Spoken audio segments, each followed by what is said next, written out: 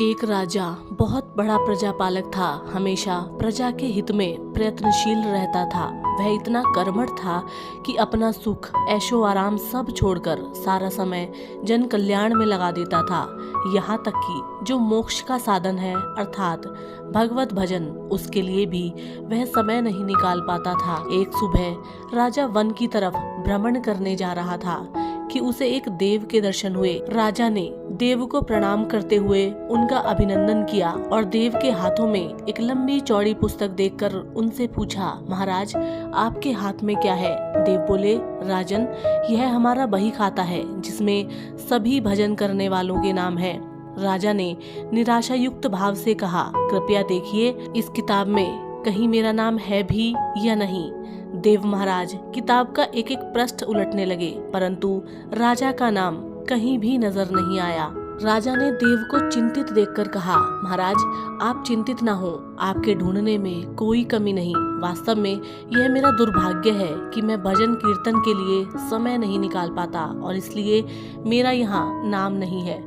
उस दिन राजा के मन में आत्मग्लानि सी उत्पन्न हुई, लेकिन इसके बावजूद उन्होंने इसे नजरअंदाज कर दिया और पुनः परोपकार की भावना के लिए दूसरों की सेवा में लग गए।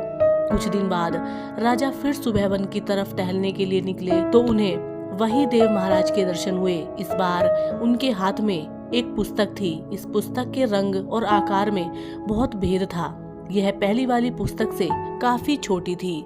राजा ने उन्हें प्रणाम करते हुए पूछा, महाराज आज कौन सा बही खाता आपने अपने हाथों में लिया हुआ है? देव ने कहा, राजन आज के बही खाते में उन लोगों का नाम लिखा है जो ईश्वर को सबसे अधिक प्रिय है।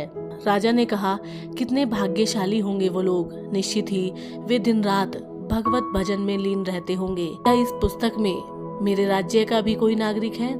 देव महाराज ने बही खाता खोला और ये क्या, पहले पन्ने पर पहला नाम ही राजा का था।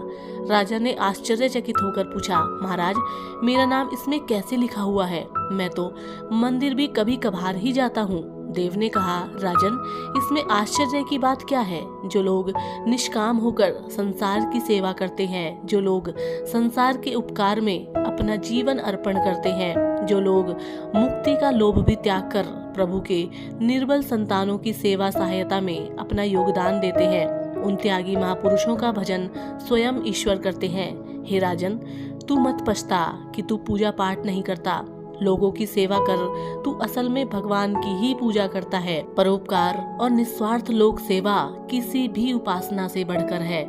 राजा को आज देव के माध्यम से बहुत बड़ा ज्ञान मिल चुका था और अब राजा भी समझ गया था कि परोपकार से बड़ा कुछ भी नहीं और जो परोपकार करते हैं वही भगवान के सबसे प्रिय होते हैं। मित्रों, जो व्यक्ति निस्वार्थ भाव से लोगों की सेवा करने के लिए आगे आते हैं, परमात्मा हर समय उनके कल्याण के लिए प्रयत्न करता है। हमारे पूर्वजों ने भी कहा है, परोपकाराय पुण्याय भवति, अर्थात दूसरों के लिए जीना, दूसरों की सेवा को ही पूजा समझकर कर्म करना, परोपकार के लिए अपने जीवन को ही सार्थक बनाना सबसे बड़ा पुण्य है। और जब आप भी ऐसा करेंगे तो स्वतः ही आप वह ईश्वर के प्रति भक्ति में शामिल हो जाएंगे।